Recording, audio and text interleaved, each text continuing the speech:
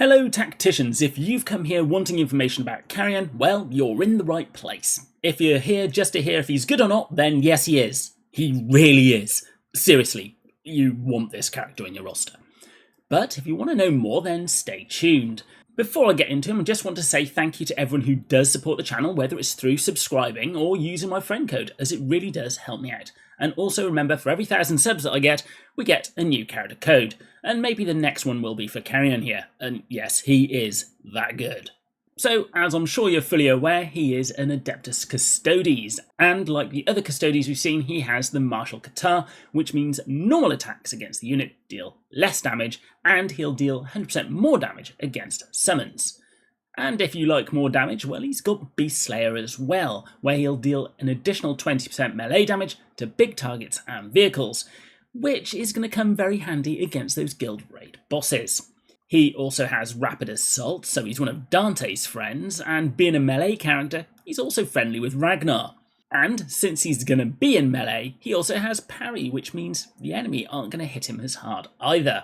And finally, if they do get him low on health, he's got the Resilient trait. So this character is literally packed to the gills with fighting goodness. So as always, before we get to the gameplay, let's have a look at these skills. His first one is Martial Inspiration, where he can deal eviscerating damage to an adjacent enemy.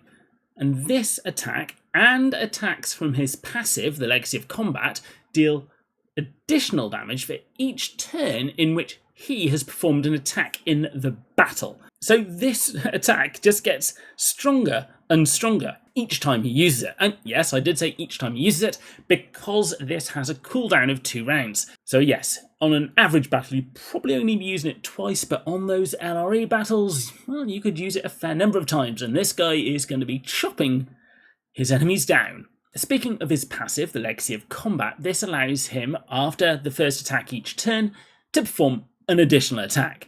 If it's adjacent to a big target, this attack then deals piercing damage. But if there's no adjacent big target, he will then deal power damage to every adjacent enemy instead. So if there's one big target, he's going to hit that again. If there's no big targets, he's going to hit all the enemies around him. This guy is just a whirlwind of destruction. And as you can see, the numbers go up, quite impressively so, as he goes up in rank.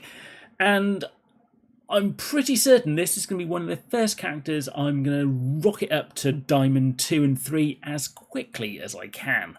Anyway, let's have a look at this in action. I always like to start these off with a sniper shot from Calandis just to see how they fare if or when they walk into Overwatch. So let's just do that. There was a crit and about half health gone, so better than most, but really still not an option that you want to do without absolutely needing to. However, there's someone else here with Overwatch, so let's try against Revas.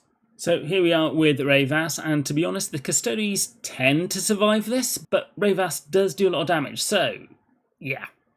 Still don't walk into that with Kariyan. So first up, we'll have a look at the Legacy of Combat. So if we move next to these three, yes, Calandis having the Overwatch shot, we will see that if we use this Martial Inspiration, we'll do eviscerating damage against someone and then sweep to attack everyone, quite handily killing Calandis in the process. Pretty neat. But what if there was a big target nearby? So same scenario, but this time with a big target with Revas. We will use the Martial Inspiration on Bellator.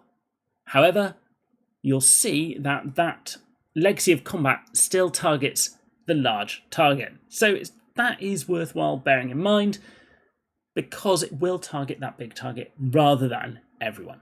So I've gone forward a few more times to reactivate his Martial Inspiration. Now, if we're in combat with someone at the beginning of the combat who we then target with Martial Inspiration, there's no longer a big target here, so he should do the sweep on the other two, which he does. As you can see, this guy is extremely versatile. He can literally take on anybody, and a fair number of people as well, and win. He is going to be one of those characters which is going to be insanely useful in all parts of the game. So is this character worth it? Well, as I said at the beginning, yes he is. There's nothing that he can't take down. I would wholeheartedly recommend, assuming you unlock him, get him up to gold immediately. And beyond that, if you get him up to legendary, he is definitely worthwhile getting to, well, diamond 3 if you can, but if you can't, even a diamond 1 of Kariyan will really be worth your while. The problem, of course, will be the fact that he is an epic unlock and is mostly tied to the battle pass. But once that battle pass is finished, I'm sure I'll be able to find some shards to give out from time to time. And failing that, there's always the requisitions.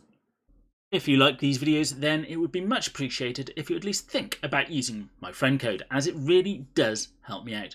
Or if you or your guilds are looking for a new home, please reach out to any of the guilds shown, as we'll always welcome new people into our midst. As always, don't forget to like, comment and subscribe, and I'll be seeing you on the battlefield.